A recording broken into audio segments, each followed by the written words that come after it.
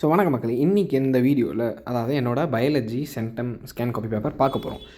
இது வந்து பார்த்திங்கன்னா ஆல்ரெடி நான் போஸ்ட் பண்ணிட்டேனே கேட்டிங்கன்னா எஸ் ஆமாம். அண்ட் இந்த வீடியோ வந்து ஒரு அப்லோட் வீடியோ தான். பட் நான் பழைய வீடியோவில் சொல்லாமல் சில விஷயங்கள் வந்து விட்டுருப்பேன்ல, அண்ட் தென் ப்ராப்பராக எக்ஸ்பிளைன் பண்ணாமலோ இல்லை நான் அந்த நேரத்தில் சொன்ன எக்ஸ்ப்ளனேஷனுக்கோ இப்போ சொல்கிற எக்ஸ்ப்ளனேஷனுக்கோ மேபி சில இன்புட்ஸ் நல்லாயிருக்கும். ஸோ அதுக்காக இந்த வீடியோ வந்து நான் அப்லோட் பண்ணியிருக்கேன். நிறைய இப்போ நம்மளோட சேனல் சப்ஸ்கிரைப் பண்ண பர்சன்ஸும் வந்து பார்க்காம இருந்ததுனால இந்த வீடியோ வந்து திருப்பியுமே வந்து நான் டவுன்லோட் பண்ணி போட்டிருக்கேன். அண்ட் இதில் வந்து பார்த்திங்கன்னா என்னோடய 1 மார்க்ஸ் எங்கே போச்சுன்னு தெரியல. நான் பழைய வீடியோ டவுன்லோட் பண்ணி அதுக்கு தான் திருப்பி நான் வாய்ஸ் ஓவர் கொடுத்துட்ருக்கேன்.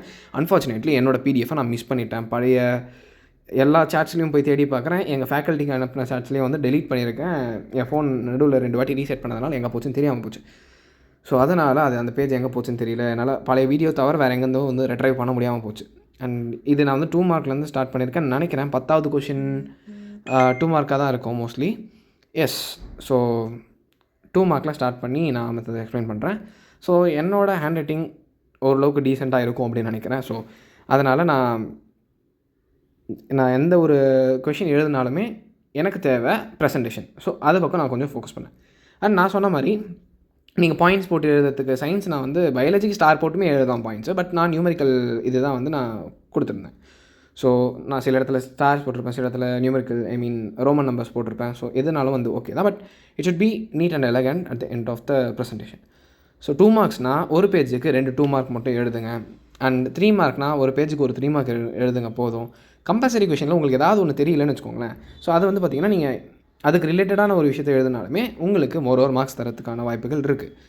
அதே மாதிரி தான் என்னோடய பயாலஜி 3 மார்க் வந்து பார்த்திங்கன்னா ஒரு இக்கட்டான ஒரு கொஷினாக வந்துச்சு. சரி, அந்த 3 மார்க் பக்கம் வீடியோ ஸ்க்ரால் ஆகிறப்ப நான் அதை பற்றி எக்ஸ்பிளைன் பண்ணுறேன். ஸோ 5 மார்க்னால் ஒரு பேஜில் ஸ்டார்ட் பண்ணி ஃப்ரெஷ்ஷான பேஜில் ஸ்டார்ட் பண்ணி அது எங்கே போய் முடியுதோ அதுக்கு அடுத்த பேஜில் வந்து புதுசாக ஸ்டார்ட் பண்ணுங்கள். ஒரு 5 மார்க்கு ஃப்ரெஷ் பேஜில். அப்போ தான் வந்து கரெக்டாக இருக்கும் ப்ரெசன்டேஷனுக்கு. அண்ட் டிஸ்டிங்விஷ் பிட்வீனில் ஒரு மாதிரி பேராகிராஃப் ரிலேட்டடான டிஸ்டிங்விஷ், அதாவது பாயிண்ட் வைஸ் நிறைய பிரிக்க முடியாது அப்படின்னா நான் எழுதியிருக்க மாதிரி வந்து பெருசாக எழுதிக்கோங்க. அண்ட் ஏன்னா இந்த ப்ரைமரி இன்ட்ரடக்ஷன் செகண்ட் இன்ட்ரடக்ஷனில் இதை பாயிண்ட் வைஸ் திருப்பி நம்மளால் ஸ்பிட் பண்ண முடியாது. அதுவும் 2 மார்க் தான். ஸோ அப்போ இருக்கிற பட்சத்தில் இப்படி நீங்கள் எழுதிக்கலாம். இஃப் சப்போஸ் 3 மார்க்கோ இல்லை 5 மார்க்லேயும் வந்து டிஸ்டிங்விஷ் பிட்வீன் வருதுன்னா யூ ஷுட் ஆப்வியஸ்லி நீங்கள் பாயிண்ட்ஸ் வைஸ் எழுதுறது தான் வந்து பெட்டராக இருக்கும். பார்க்குறதுக்குமே வந்து அதுதான் நல்லாயிருக்கும். ஸோ என்னோடய 2 மார்க் செக்ஷனில் நான் இந்த ஒரு வழியை தான் ப்ரெசென்ட் பண்ணி வச்சுருந்தேன்.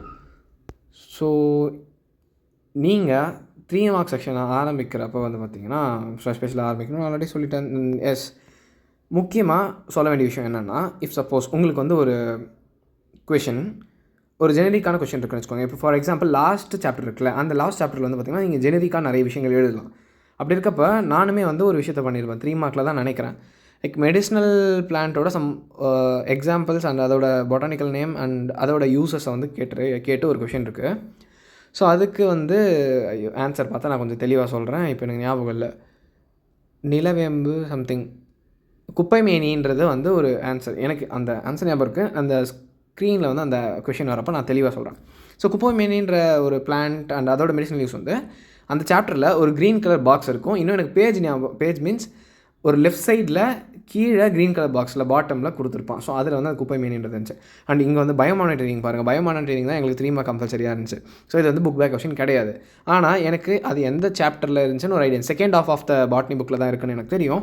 பட் ஸ்டில் நான் வந்து அதை எங்கே பார்த்தேன், அதை பற்றி அடிஷ்னலாக புக்கில் இருக்க மாதிரி எனக்கு ஒரு லைனுமே ஞாபகம் இல்லை. நான் எழுதுந்த ஃபுல்லாகவுமே வந்து பார்த்திங்கன்னா ஜெனரிக்காக தான் எழுதியிருப்பேன். அப்படின்னா என்னென்னு எனக்கு ஒரு அசம்ஷன் இருக்கும்ல, அப்படின்னா என்னவாக இருக்கும் அப்படின்னு எனக்கு தெரியும்ல.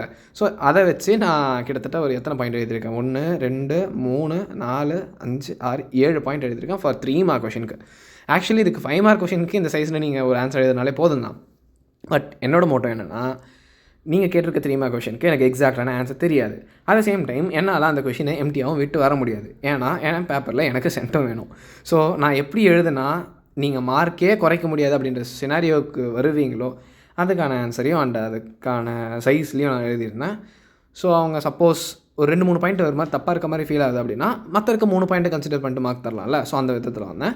அண்ட் மார்க் போடும்போதுமே பார்த்து அவங்க என்ன மைண்ட் செட்டில் வந்திருப்பாங்க அப்படின்னு சொல்லிட்டு பார்த்தீங்கன்னா, ஓகே இவன் எல்லாமே 1 மார்க்கும் கரெக்டாக எழுதிருக்கு, அந்த கொஷின் ஆன்சர்ஸும் எல்லாம் கரெக்டாக இருக்குது, ஏன் கம்பல்சரியில் மட்டும் ஒரு 1 மார்க்கோ 1.5 மார்க்கோ குறைச்சி இந்த பேப்பரில் சென்டம் போடுறதை மிஸ் பண்ணணும், இவ்வளோ எஃபர்ட் எடுத்துருக்காங்களா அப்படின்ற ஒரு மைண்ட் செட்டில் ஒரு நல்ல மனசில் மார்க்கும் போட்டு கொடுத்துருப்பாங்க. ஸோ அதுக்கு அந்த நேரம் அந்த டைம் இருக்குல்ல, அந்த டைம் ஒர்க் அவுட் ஆச்சுன்னா everything will be good. And நான் அதுக்கு கிரேட்ஃபுல்லாக இருக்கேன். எஸ் 5 மார்க் வந்து ஸ்டார்ட் ஆகுது. நான் இங்கே தான் சொன்னேன் மெடிசனல் பிளான் சொன்னேன்ல. ஸோ கீழாநெல்லியும் நிலவேம்பும் வந்து பார்த்திங்கன்னா நம்மளோட கைடன்ஸ் அதாவது புக்லேயே வந்து இருக்கும். ஸோ அந்த கொஷனுக்கு இது தான் ஆன்சர்னு சொல்லிட்டு எழுதிருப்போம். நான் என்ன பண்ணேன், ஸோ 5 மார்க்குன்றதுனால ஒரு சேஃப்டிக்கு ஒரு எக்ஸ்ட்ரா கொஞ்சம் எழுதும் அப்படின்னு சொல்லிட்டு குப்பை வேணின்றது எனக்கு இந்தியன் ஏகாலிஃபா அப்படின்னு சொல்லிட்டு ஞாபகம் இருந்துச்சு. ஸோ அதனோட பொட்டானிக்கல் நேம் எழுதிட்டு மெடிசனல் யூசஸ் வந்து நம்ம எதுக்குள்ள யூஸ் பண்ணுவோம் அப்படின்னு சொல்லிட்டு நம்மளுக்கே தெரியும்ல, அந்த காயம் அப்படின்னா ஏதாவது வந்து பூச்சிக்கடி அடிச்சுன்னா ஸோ அதை வந்து நம்ம யூஸ் பண்ணலாம். ஸோ நம்ம ஜெனரிக்காக தெரிஞ்ச விஷயத்தை நான் இங்கிலீஷில் கன்வெர்ட் பண்ணி எழுதிட்டேன். இது பேக்கப்பாக இருந்துச்சு. அண்ட் இதுக்குமே வந்து ஒரு 1 மார்க் வந்து கொடுத்துருக்காங்க. அது ஏன் கொடுத்தாங்க எதுக்கு கொடுத்தாங்கன்ட்டு தெரியல. அவங்க எப்பயுமே ஸ்ப்ளிட்டப் வைஸ் தானே வந்து கீ ஆன்சரில் மார்க் தருவாங்க. ஸோ அந்த ஸ்கீமே வந்து ஃபாலோ பண்ணியிருக்காங்க. அண்ட் அது இங்கே யூஸ் ஆச்சு. அதுக்கப்புறம் ஜுவாலஜி வரட்டும். ஜுவாலஜியோட 5 மார்க் செக்ஷனில் நான் பெரிய வேலை ஒன்று பார்த்துருக்கேன். அது பின்னாடி சொல்கிறேன். அண்ட் இங்கே வந்து நம்ம ஒரு விஷயத்தை பாதியிலே விட்ட மாதிரி இருக்குது. சரி, பாட்டனி பற்றி தான் ஏதோ பேசிகிட்டு இருந்தேன். அண்டு அது ஞாபகம் தான் சொல்கிறேன். ஸோ ஜுவாலஜிலையுமே வந்து பார்த்திங்கன்னா எனக்கு எல்லா கொஷினுமே தெரிஞ்சிச்சு. ஆப்வியஸ்லி எனக்கு என் செட் பேப்பரில் பாட்னியில் இருக்கக்கூடிய 1 மார்க்ஸ் தான் வந்து இன்டீரியர் இருந்துச்சு. அண்டு அந்த சில கொஷின்ஸ் வந்து நான் ரொம்ப யோசித்தேன். ஆப்ஷன்ஸ் எலிமினேட் பண்ணி தான் வந்து நான் அந்த ஆன்சரையுமே வந்து செலக்ட் பண்ணேன்னு வச்சுக்கோங்களேன். ஸோ அப்படி தான் இருந்துச்சு. அண்ட் ஜுவாலஜி பொறுத்த வரைக்கும் எனக்கு ஓரளவுக்கு ஈஸியாக இருந்துச்சு. இன்டீரியர் ஏதாவது இருந்துச்சா 1 மார்க்குனா எனக்கு சீரியஸாக ஞாபகம் இல்லை. கொஷின் பேப்பர் எடுத்து பார்த்தா தான் தெரியும். அண்ட் என்னோடய செட்டோட கொஷின் பேப்பர்ஸ் எல்லாமே என்னோடய வாட்ஸ்அப் சேனலில் கொடுத்துருக்கேன். அண்ட் அதோட லிங்க்கை நான் வந்து டிஸ்கிரிப்ஷன்லேயும் தரேன். அப்படி இல்லைனா நீங்கள் போய்ட்டு வாட்ஸ்அப்பில் சேனல்ஸில் போய்ட்டு பிரதிகாந்த் ராஜ்னு சர்ச் பண்ணிங்கன்னா என்னோட சேனல் வரும். ஸோ அதில் ஜாயின் பண்ணி நீங்கள் கொஷின் பேப்பர்லாம் ஆக்சஸ் பண்ணிக்கலாம். ஏன்னா என்னால் கூகுள் கிளாஸ் ரூமும் வந்து ஸ்டார்ட் பண்ணி ஒரு கிளாஸ் ரூமில் 250 பேர் தான் இருக்க முடியும். 5வது கிளாஸ் ரூம் ஸ்டார்ட் பண்ணி போயிட்டுருக்கு. அண்ட் அதுக்கு மேலே என்னால் வந்து எல்லா கிளாஸ் ரூம்ஸ்லேயும் வந்து மெட்டீரியல்ஸ் கொடுத்துட்டே இருக்க முடியல, மெயின்டைன் பண்ண முடியல. ஸோ வாட்ஸ்அப்புக்கு வந்துருங்க, அங்கே பார்த்துக்கலாம். ஸோ 1 மார்க் வந்து எல்லாமே கரெக்டாக நீங்கள் மேலே பார்த்துருப்பீங்க. அண்ட் 2 மார்க்கை பொறுத்த வரைக்கும் எத்தனை பாயிண்ட்ஸ் எழுதுனா 2 மார்க்குக்கு மிச்சமாக இருக்குமோ அத்தனை பாயிண்ட்ஸ் நான் எழுதினேன். ஏன்னா என்னோட motto at the end of the paper என் பேப்பரில் செண்டம் குறையக்கூடாது. அண்ட் இதுவுமே ஒரு 2 மார்க் தான். ஏதோ சம்திங் பாக்டீரியல் டிசீஸஸோ இல்லை வைரல் டிசீஸோ ஏதோ கேட்டிருந்தாங்க. அதுக்கு அத்தனை நேம்ஸுமே வந்து எழுதி வச்சுருந்தேன். அண்ட் நான் இங்கே ஒரு சின்ன பிரச்சனை பண்ணிட்டேன் கைஸ்.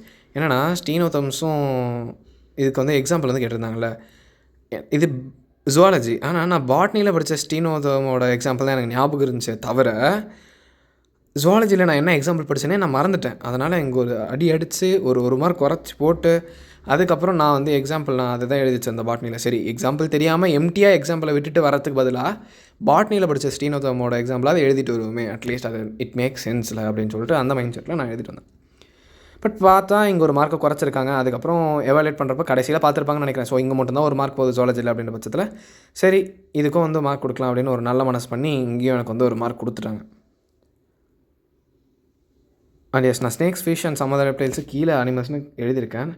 நான் ஏதோ ஒரு கன்ஃபியூஷன் அது ஷோராக இல்லையா அப்படின்றது தெரியாமல் எழுதி வச்சதுனால அதை நான் செகண்டாக எழுதி வச்சேன். பாட்னியில் அது ஷோராக தெரியும், ஆனால் அதை மேலே வந்து எக்ஸாம்பிள் எழுதி வச்சிட்டேன். ஸோ இட் மேக் சென்ஸ்ன்னு நினைக்கிறேன். ஏதோ நல்ல நேரம் மார்க் வந்துருச்சு. எஸ், இங்கேயுமே வந்து பார்த்திங்கன்னா டிஸ்டிங்ஷும் முடிச்சாச்சு. And 19th question. இந்த 3 மார்க் கம்பல்சரி தான் வந்து இந்த 3 மார்க் தான் எனக்கு கம்பல்சரி வந்துச்சு. இது எந்த சாப்டர்லேருந்து வந்துச்சுன்னு தெரியும். அண்ட் எந்த பேஜ் எந்த கான்செப்ட்லேருந்து வந்துச்சுன்னு தெரியும். பட் இந்த லைன் தான் எக்ஸாக்டான ஆன்சராக இருக்குமா அந்த 3 மார்க்குன்னு தெரியாமல் இருந்தேன். பட் அதையும் வந்து டென்டேட்டிவாக தெரியும். அதை எழுதிட்டு நான் அண்டர்லைன் பண்ணி வச்சிட்டேன். So red bone marrows the rich source of adult stem cells. அது எப்படி வந்து அடல்ட் இஷ்யூஸை ரெப்ளினிஷ் பண்ணணும் அப்படின்னு சொல்லிட்டு அந்த ஒரு கான்டெக்ஸ்ட்டு இன்வால்வ் ஆகிருந்துச்சு கொஷனில். ஸோ அதையும் எழுதுவோம் அப்படின்னு சொல்லிட்டு அதை எழுதி வச்சிருந்தேன். அண்ட் அதுக்குமே வந்து ஃபுல் மார்க் வந்துருச்சு. ஏன்னா நான் கொஞ்சம் டீட்டெயில்டாக எழுதிருப்பேன். 3 மார்க்காக கேட்டிருந்தாலும் நான் 5 மார்க் மாதிரி எழுதியிருப்பேன். ஸோ அது எனக்கு சில இடத்துல வந்து ஹெல்ப் பண்ணுச்சு. நான் சில கெமிஸ்ட்ரி பேப்பர்ஸ்லாம் வந்து உங்களுக்கு அப்லோட் பண்ணி கெமிஸ்ட்ரி ஃபிசிக்ஸ் பேப்பர்ஸ்லாமே வந்து உங்களுக்கு ஆல்ரெடி ஸ்கேன் காப்பீஸ் என் சேனலில் அப்லோட் பண்ணியிருக்கேன்ல. அதில் பார்த்தீங்கன்னா என்னோட அந்த ஜூனியருமே வந்து 3 மார்க்குக்கு 5 மார்க் சைஸில் எழுதி வச்சுருக்கான். அண்ட் 2 மார்க்குக்கும் 5 மார்க் சைஸில் எழுதி வச்சுருக்கான். நிறைய பேர் கமெண்ட்ஸ் நீங்கள் கேட்டிருந்தீங்க, என்ன இவன் இவ்வளோ எழுதியிருக்கான் அப்படின்னு சொல்லிட்டு. பட் அந்த மாதிரி எழுதுனா அது சில இடத்துல உங்களுக்கு அட்வான்டேஜஸாக இருக்கும். அண்ட் டைமை மெயின்டைன் பண்ணிக்கோங்க, அதுதான் ரொம்ப முக்கியமான விஷயம். ஸோ 5 மார்க் கூட என்ட்ரி ஆச்சு. ஸ்ட்ரக்சர் ஆஃப் ஒன்று வந்து கேட்டிருந்தாங்க. அண்ட் அதுலேயுமே வந்து நான் டயக்ராமை ஃபஸ்ட்டு தெளிவாக போட்டுட்டு, டயக்ராமை பொறுத்தவரைக்கும் நீங்கள் எவ்வளோ க்ளீனாக நீங்கள் வந்து ரொம்ப ஆர்டிஸ்ட் மாதிரி வரையணுன்ட்டு ஒன்றும் அவசியம் இல்லை. தெளிவாக என்னென்ன பார்ட்ஸ் இருக்கோ அதை வரைஞ்சி தெளிவாக நோட் பண்ணிங்க, லேபிள் பண்ணிங்கனாலே போதும். It is quite enough to do things. So அதை மட்டும் ஃபாலோ பண்ணிக்கோங்க. ஸோ அண்ட் தென் மற்ற கொஷின்ஸ் எல்லாமே வந்து கரெக்டாக எழுதிட்டேன். அண்டு ஒரு 5 மார்க்கில் ஒரு சம்பவமானு சொன்னால அது பின்னாடி இருக்குது, பார்ப்போம். Causes of biodiversity loss. இந்த கொஷின் தான் சம்பவமாக பண்ணி வச்சேன். ஒரு 3 கொஷின் கிட்டத்தட்ட அந்த கொஷினை படித்தா சிமிலர் மீனிங்கை கன்வே பண்ணுற மாதிரியே இருக்கும். எனக்கு அந்த நேரத்தில் குழப்பமாகி போச்சு. இதுதான் அந்த 5 மார்க்கான ஆன்சரா, இல்லை ஒருவேளை இதுவாக இருக்குமா, இல்லை ஒரு மாதிரி ஜெனரிக்காக ரெண்டும் சேர்ந்த மாதிரி கேட்டானான்னு சொல்லிட்டு ஒரு கன்ஃபியூஷன். என்னடா பண்ணுறது, ஒரு 5 மார்க்கே இந்த ஒரு நிலமையில் வந்து நிற்குமா அப்படின்னு சொல்லிட்டு நான் ஷாக் ஆகிட்டேன். அதுக்கப்புறம் தான் அந்த ப்ரெசன்ஸ் ஆஃப் மைண்ட் வந்து எனக்கு வேலை செஞ்சு. என்ன மேட்டர்னா, சரி 3 கொஷினுக்கான ஆன்சர் இதுவாக தான் இருக்குமா டவுட்டாக இருக்கா, 3 ஆன்சரையும் பிடிச்சி எழுதுவி. அதாவது 3 5 மார்க்கை நான் ஒரு 5 மார்க்கோட ஆன்சராக எழுதி வச்சேன். அண்ட் அது எனக்கு கைவிடலை. மோரோவர் கொஷினை நீங்கள் தெளிவாக படிச்சுட்டு ஆன்சர் பண்ணிங்கன்னா பெட்டராக இருக்கும். நான் பண்ண இந்த மிஸ்டேக் நீங்கள் பண்ணக்கூடாதுன்ட்டு தான் இதை சொல்கிறேன். பட் அந்த மாதிரி ஒரு சிச்சுவேஷன் வந்துச்சுன்னா, இன்கேஸ் உங்கள்கிட்ட டைம் இருக்கும், ஏன்னா பயாலஜி எக்ஸாம் பொறுத்தவரையும் நிறைய டைம் சர்ப்ளஸாக வந்து டைம் இருக்கும். அந்த நேரத்தில் 3 கொஷினுக்கான ஆன்சரையுமே வந்து நான் தொடர்ந்து பிடிச்சி எழுதி வச்சிட்டேன். ஸோ நீங்கள் எதுக்காவது மார்க் போட்டு தானே ஆகணும் அப்படின்னு சொல்லிட்டு. ஸோ இதை தான் நான் ஃபாலோ பண்ண ஸ்ட்ராட்டஜி. அண்ட் இதுதான் என்னோடய பேப்பர் ப்ரெசன்டேஷன். பாட்னியில் 1 மார்க் எங்கேயோ பேஜ் காணாமல் போயிடுச்சு. ஃப்யூச்சரில் எங்கேயாவது நான் அதை கண்டுபிடிச்சேன்னா சொல்கிறேன். அந்த நம்ம சேனல் சப்ஸ்கிரைப் பண்ணி வச்சுக்கோங்க. பை.